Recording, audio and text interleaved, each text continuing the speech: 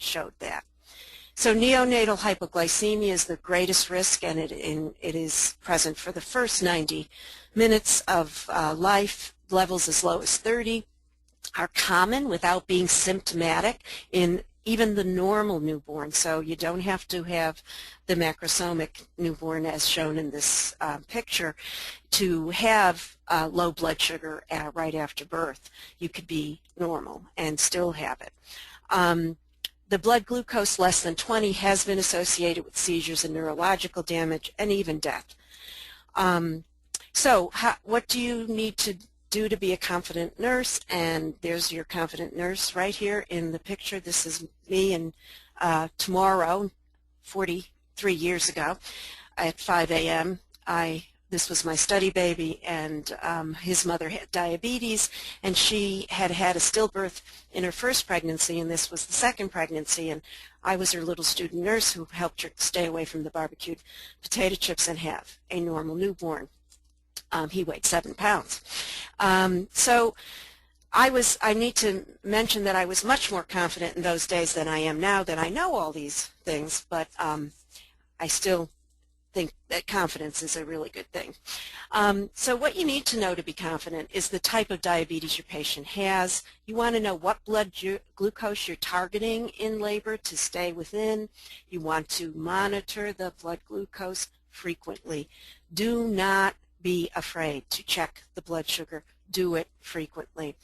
You need to know how to enhance your patient's coping skills, make her feel comfortable and well taken care of, and that there are not doubts in your mind about what to do. If there are, you just go outside of the room, take a few screams, come back in, and you'll feel a lot better.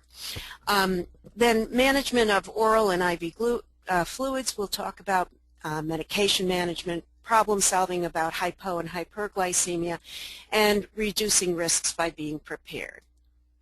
So the type of diabetes, again, type 1 is entirely different from type 2, GDM and A1, GDM-A1. So type 1 is in its own category of management, whereas type 2 and GDM are different.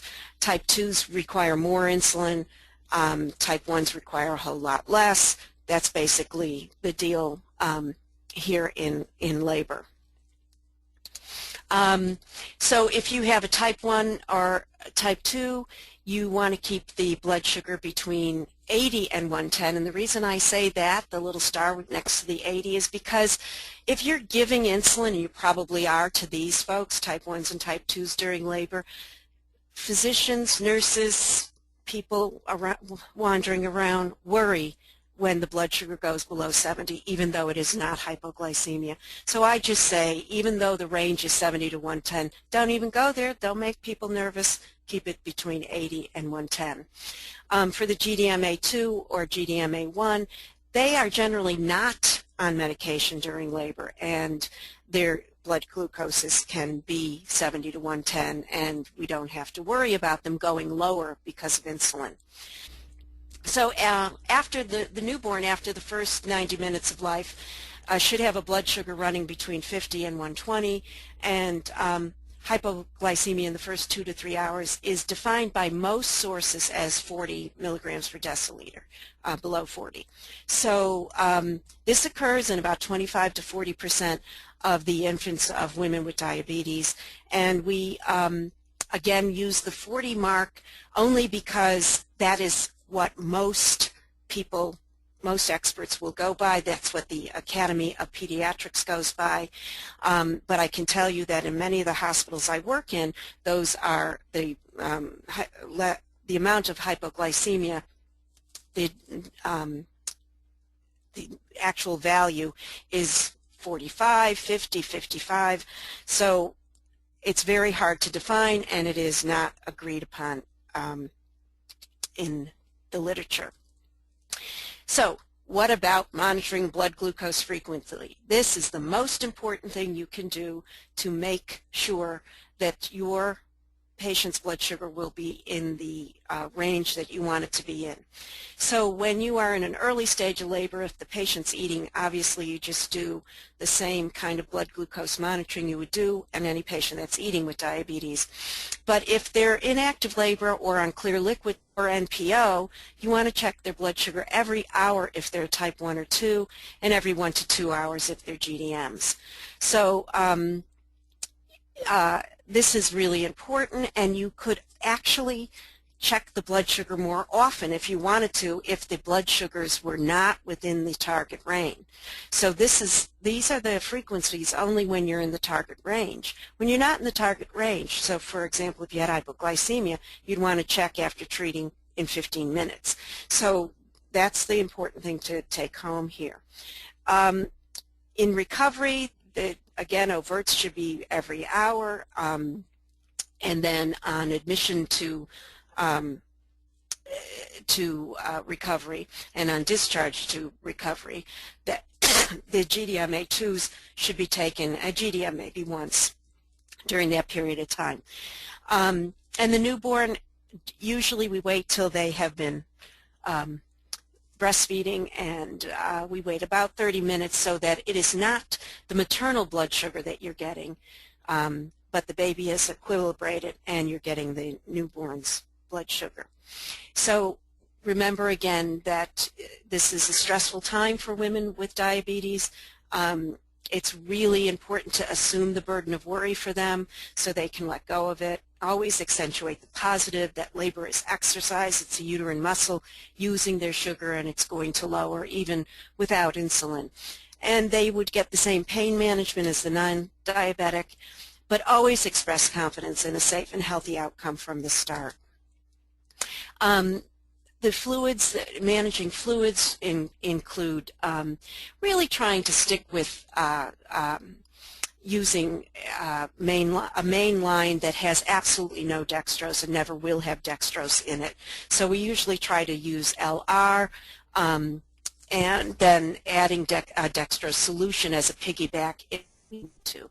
So for people who are still taking orals, then using non-caloric, non-carbohydrate clear liquids for the patient who might require insulin, like a type 2 or a GDM-A2, they might, if you didn't give them glucose-containing fluids, they might never need it during labor.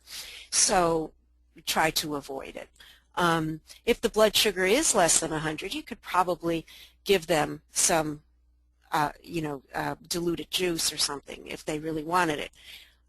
However, my suggestion would be to manage glucose by an IV infusion, because it is something you can control, whereas the drinking you really can't control. So using the IV D5 at 100 per hour and then reducing it to 50 cc's, 50 milliliters per hour when the blood glucose reaches 100 would really, be most helpful. This intrapartum management is not the scale that was in your the guidelines for care. It's pretty close, but what we found was over time working with it, we had in that one 71 to 90 as a place to start women with type 1, and we just expanded it to 100 because women with type 2 or GDM-A2 really don't need any insulin if they are running some, 71 to 100, and it's between 100 and 130 that we would start women with GDM or with insulin using GDM or type 2 diabetes. So we would wait until they had blood sugars up to 110, anywhere between 101 and 130. We would like to start them at that point. So, and we want to keep it at 1 unit. So we want that to always be the use of 1 unit per hour with a blood sugar between 101 and 130. And you can see that when it goes up beyond the 180 mark or 190 mark, it's time to call the doctor. The publication that this was published in is listed on the slide.